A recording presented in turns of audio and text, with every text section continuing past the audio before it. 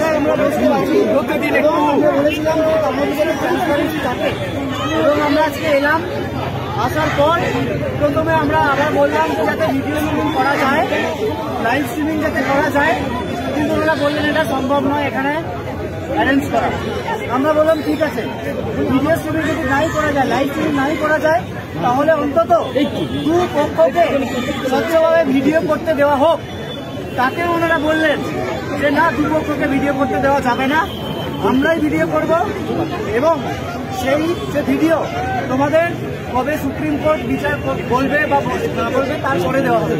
আমরা বারবার বললাম যে ভিডিও যখন করছেন সেই ভিডিওটা ইমিডিয়েটলি তো আমাদের পাওয়া উচিত।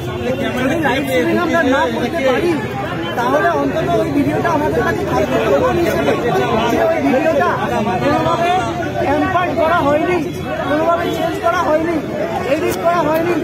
তো তারা বললেন যে না, এই যে সঙ্গে সঙ্গে দেওয়া যাবে না। আমরা তারপর আবার নিজেদের মধ্যে আলোচনা করলাম। ইতিমধ্যে মাননীয় মুখ্যমন্ত্রী আমাদের কাছে এলেন। আমরা যে বাইরে বৃষ্টিতে ভিজছিলাম সেই অবস্থায় তিনি বাইরে এসে আমাদের বললেন যে ভেতরে এসো, মিটিং না করে চা খেয়ে যাও, এবং তিনি বললেন যে ভিডিও কিন্তু তোমাদের দেওয়া যাবে না, সুপ্রিম কোর্টের বিচারাধীন বিষয়, ভিডিও আমরা পরে দেবো। তো আমরা তারপর আবার এই ঘটনার পর আবার আমরা নিজেদের মধ্যে আলোচনা করলাম। ঠিক আছে, মুখ্যমন্ত্রী তো আমাদের কাছে অন্তত এলেন, নিজের কাছে এসে একটা জায়গা রাখার চেষ্টা করলেন। তো আমরা নিজের মধ্যে আলোচনা করে ঠিক করলাম যে ঠিক আছে, তার চেয়ারের প্রতি সম্মান রেখে এবং মুখ্যমন্ত্রীর প্রতি সম্মান রেখে আমরা কোন রকম ভিডিওগ্রাফি ছাড়াই শুধুমাত্র যে মিনিটস দেওয়া হবে যাতে আমাদের সাইন থাকবে এবং ওনাদের সাইন থাকবে, এইটুকুতেই রাজি হয়ে আমরা মিটিং করব। এইটুকু দেখেই আমরা মিটিং করবো। আমাদের ভিডিওর দরকার নেই, আমরা বিশ্বাসটা রাখলাম। আমরা নিজেদের মধ্যে আলোচনা করে ঠিক করলাম যে ঠিক আছে, দরকার নেই। উনি যখন নিজে এসে বলছেন, উনি যখন নিজে রিকোয়েস্ট করলেন, তার তো একটা সম্মান আমাদের কাছে রয়েছে। সেই সম্মানটা দেখানোর জন্য আমরা ভাবলাম যে ঠিক আছে, দরকার নেই ভিডিও, আমরা আস্থা রাখি।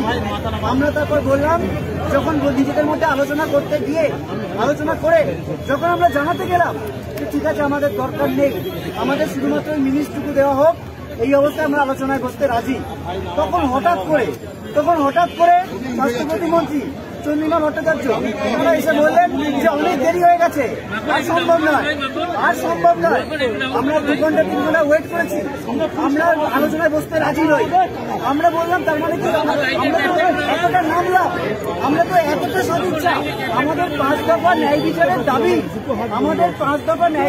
দাবি, যাতে আমরা আদায় করতে পারি, যাতে অচলাবস্থা কাটতে পারে, যাতে গোটা রাজ্যে এই যে একটা মানে ব্যাপক ক্ষোভ তৈরি হয়েছে, একটা অচলাবস্থা তৈরি হয়েছে, সেটা যাতে আমরা মেটাতে পারি সুষ্ঠুভাবে, তার জন্য আমরা এমনকি লাইভ স্ট্রিমিং, ভিডিও রেকর্ডিং সবকিছু ত্যাগ করলাম। তারপর আমাদের কি বলা হলো যে আর আলোচনা সম্ভব নয়, হয় আপনারা বেরিয়ে যান, নাহলে আপনাদের বাস ডেকে আপনাদের বের করে দেওয়া হবে। এবং তারপর তারা নিজেরা গাড়ি করে স্বাস্থ্য প্রতিমন্ত্রী এরা বেরিয়ে গেলেন। তার মানে কি দাঁড়ালো, আমরা যে এতটা, আমরা এই 3-4 ঘন্টা ধরে বৃষ্টিতে ভিজছি, আমরা বাইরে বৃষ্টিতে ভিজছি, আমাদের সহযোগ দ্বারা স্বাস্থ্য ভবনের ওখানে ভিজছে।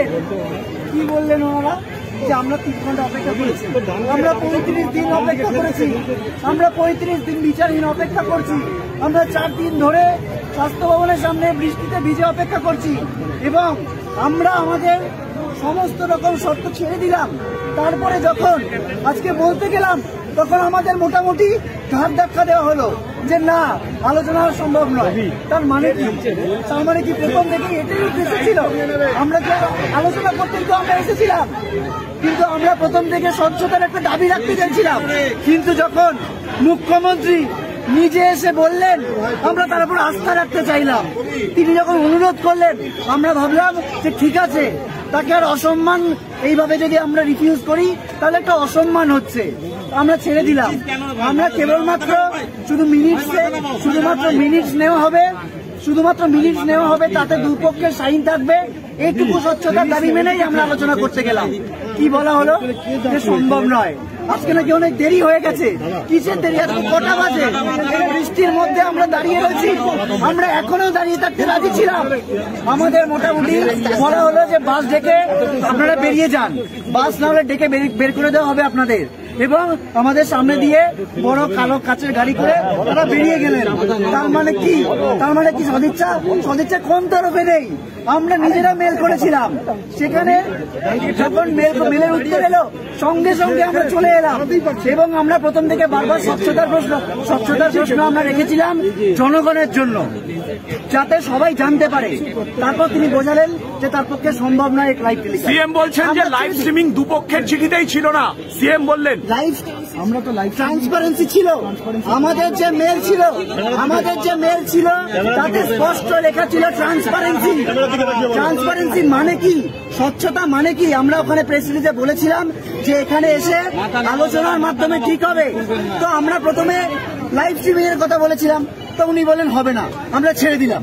আমরা যখনই লাইভ স্ট্রিমিং এর কথা বলা হয়েছে আমরা ছেড়ে দিয়েছি যে ঠিক আছে, এটা ওনার বাড়ি, এখানে লাইভ স্ট্রিমিং এর ব্যবস্থা হয়তো করা সম্ভব নয়। আমরা বলেছিলাম দুপক্ষের ভিডিও করতে দিতে হবে, দুপক্ষের ভিডিওগ্রাফি করতে দিতে হবে। তাতেও রাজি হলেন না। তারপর বলা হলো যে ওনারা ভিডিও করবেন, আমাদের দেওয়া হবে, তাতে ওনারা রাজি হলেন না। তারপর আমরা বললাম আমরা অত্যন্ত হতাশ এবং আমরা নির্বাক। আমাদের এই সদিচ্ছাকে যে এরকম বাজেভাবে ঢুকতে দেওয়া হলো এবং আমাদের ফিরে যেতে হচ্ছে, আমরা অত্যন্ত হতাশ। আমরা আলোচনা করতে এসেছিলাম, আমরা আমাদের সবকটা কিছু ছেড়ে দিয়েছিলাম। আমরা সবকিছু ছেড়ে দিয়েছিলাম। আমরা চেয়েছিলাম আলোচনা হোক, কিন্তু আমাদের বের করে দেওয়া হলো। আমরা প্রত্যেকটা স্টেপ কিন্তু ছেড়ে দিয়েছিলাম। আমাদের ছেড়ে দেওয়া, আমরা যেভাবে অবস্থান বিক্ষোভ চালাচ্ছিলাম, আন্দোলন চালাচ্ছিলাম, আমরা ফিরে যাব সেখানে সবাই মিলে আলোচনা করে আমরা পরবর্তী পদক্ষেপ তৈরি করব। আমরা কি হতাশ?